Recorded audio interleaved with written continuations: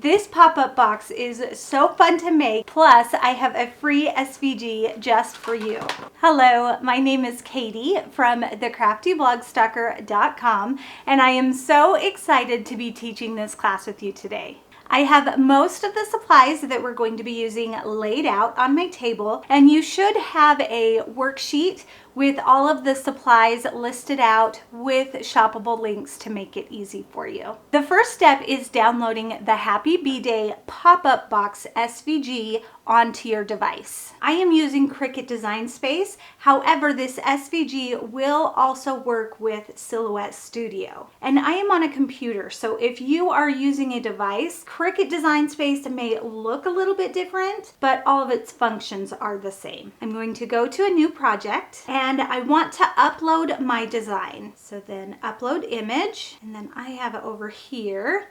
And we're just gonna drag and drop it in. Now, if I wanted to, I could change the name or even add some tags, like let's say it's for birthday, and then upload. And here it is along all of my other uploads. And I'm going to highlight it and add to canvas. And that file is now on my canvas in Cricut Design Space. Now there are a couple things we need to do in here to make the file cut correctly. So the first thing we're gonna do is highlight the entire design, and we want to ungroup it. Then we want to highlight all of these little lines, make sure they're all highlighted.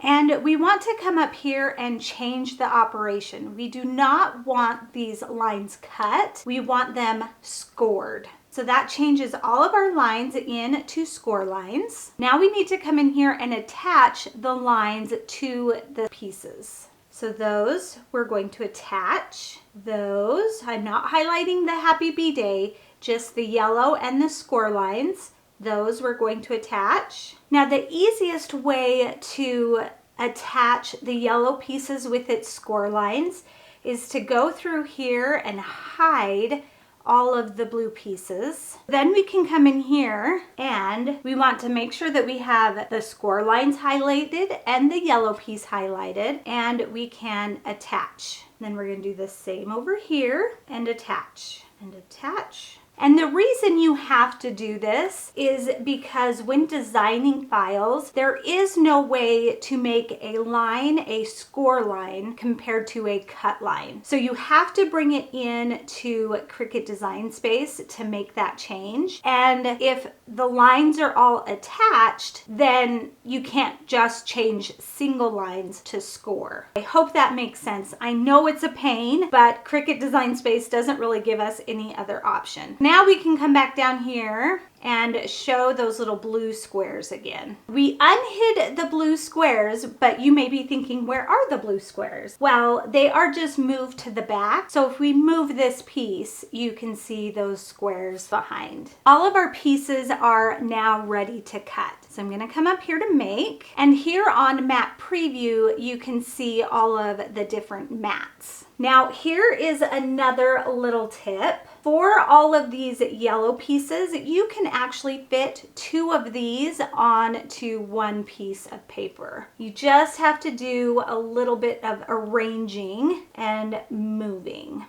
See, there we go. There are both of our pieces on 1 12 by 12 sheet. So we don't need to have quite as many yellow mats or yellow sheets as Cricut tells us to. And to move it, we just hit that little 3-dot circle there and move it to a different mat.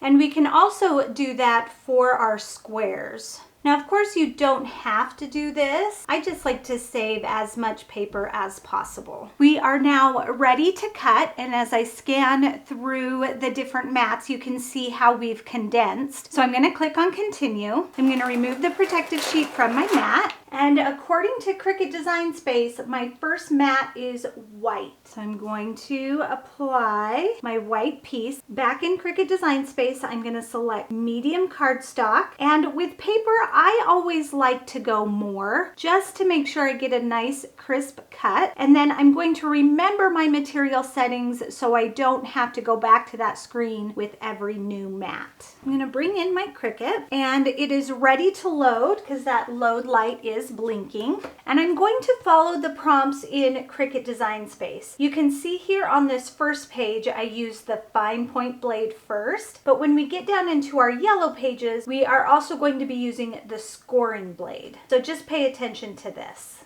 I'm going to load my mat and hit start. That cut was quick and easy, so we're going to unload. It's a good rule of thumb that whenever you're removing anything from a Cricut mat, especially paper, that you turn the mat over and remove the mat from the material instead of the other way around. Because if you were to just lift up the paper, then it would curl. And then for this flatter piece, I'm just going to use my little spatula tool and get underneath that to lift it up. Next is our black. And here with our first yellow mat, we start with our scoring wheel first. I'm gonna take out the fine point blade and put in my scoring wheel. Now, if you're doing this project on an Explorer, then you can use the scoring stylus and it'll work just the same. And I'm just gonna keep cutting through my mats, keeping an eye here in Cricut Design Space so I know what color of cardstock to load and what blade. All of our pieces are cut, so now I'm going to start gluing.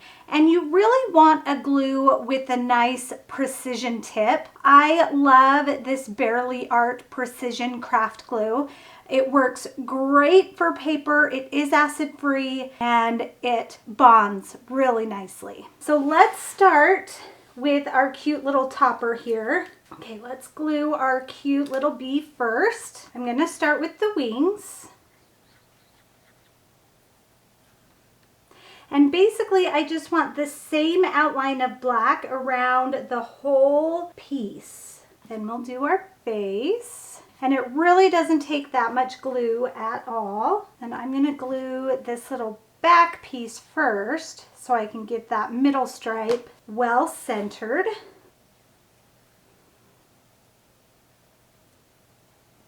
Isn't our little bee so cute? And that's gonna go like so. And for these little letters, I'm just going to use a pair of tweezers to help me hold them because they are quite little. And this is really where that precision glue comes in to work, because these pieces are so little that you really don't need that much glue at all.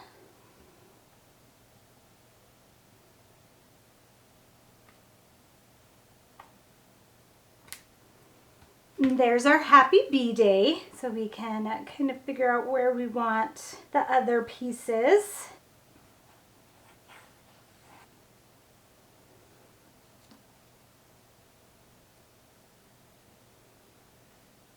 And then we have our little hearts.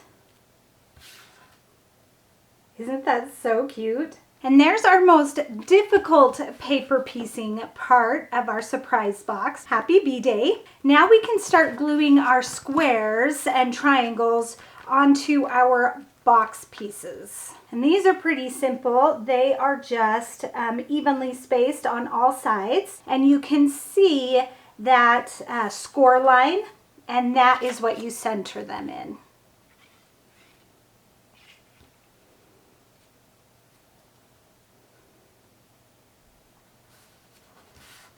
So we want all of our box pieces to look like this. Next, we're going to start folding our box pieces, and you want to have a really good bone folder.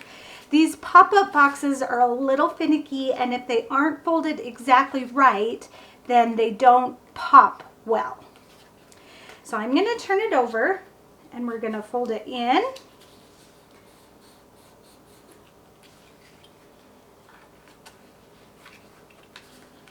In. Now there's a score line right here, but we're going to skip that and we're going to go up to the next one, and then we're going to fold it down because we want this score line to go in like that. And we're going to fold these flaps up.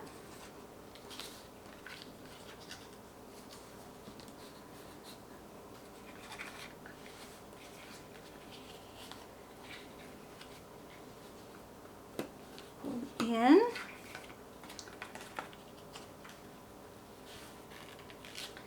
fold in. And then this next fold is the trickiest, but it also needs to be the most precise. So we're going to bring this corner to this corner. And we're going to fold it in. And there is a little bit of a score line in that corner to kind of help you get going. But you really want that to be a straight line and everything folded nice and tight there.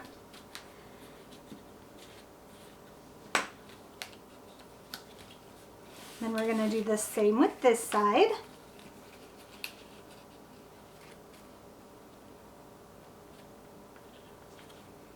Fold that down.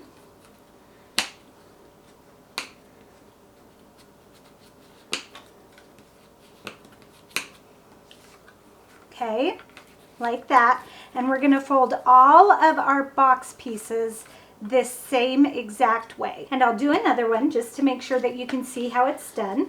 This time a little bit faster. Fold up and up. And again, we're going to skip that middle score line.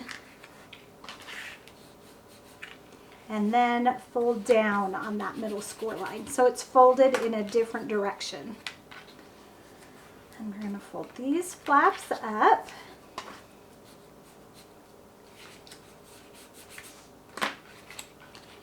Then fold them in.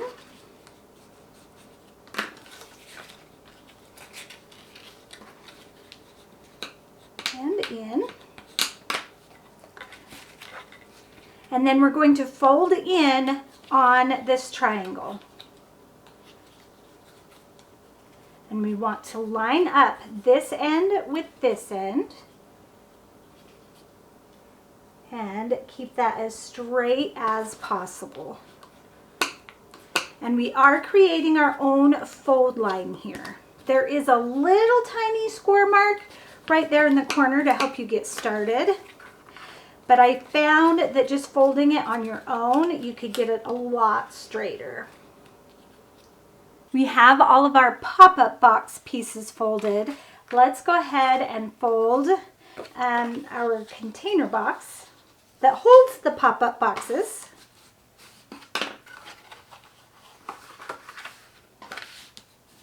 And we're going to put a line of glue on that little tab.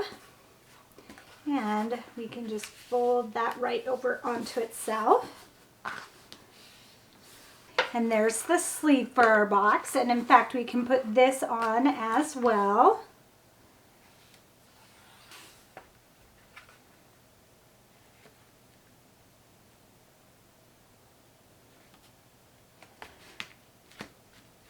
There is the sleeve to our box. I love that Happy Bee Day. I think it's so cute. And then we are going to fold in our tabs. I had to think there for a second which direction they went.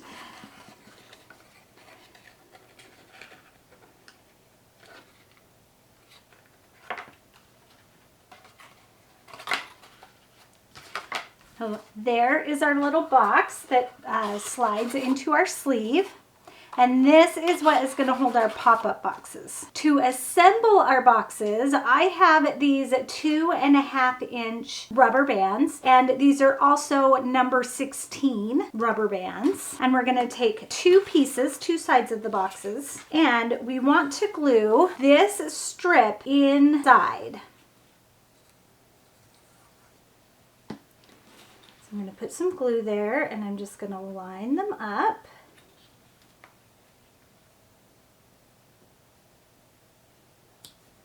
And then fold it down. Whoops, that didn't work. Let's try that again.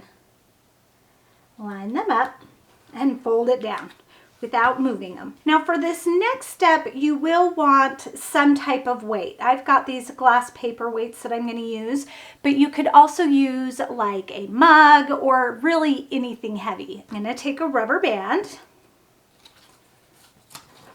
and go over this first piece. And it's going to stay in this little folded part right here that we made.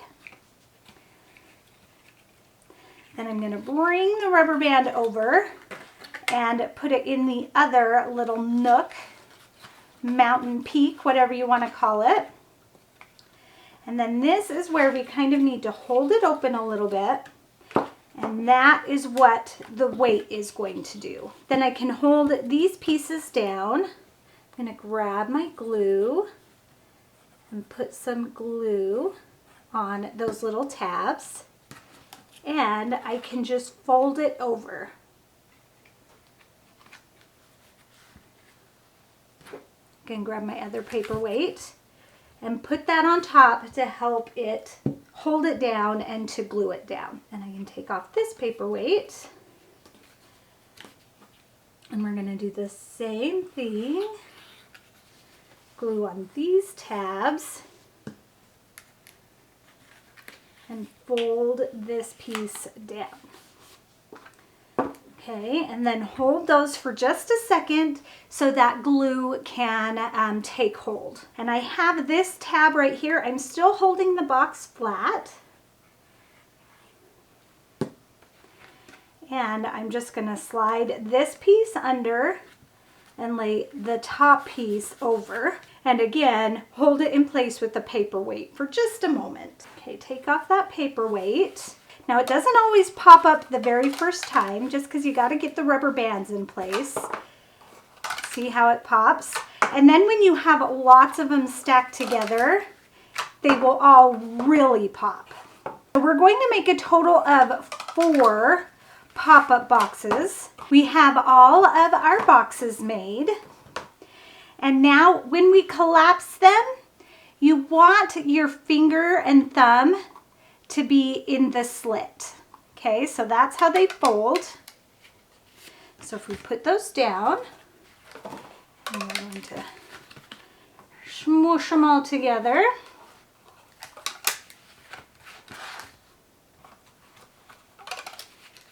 And then we can put them in our cute little box.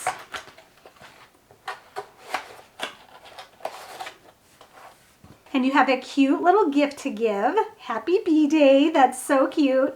And then when they open it up, woo, there's boxes everywhere.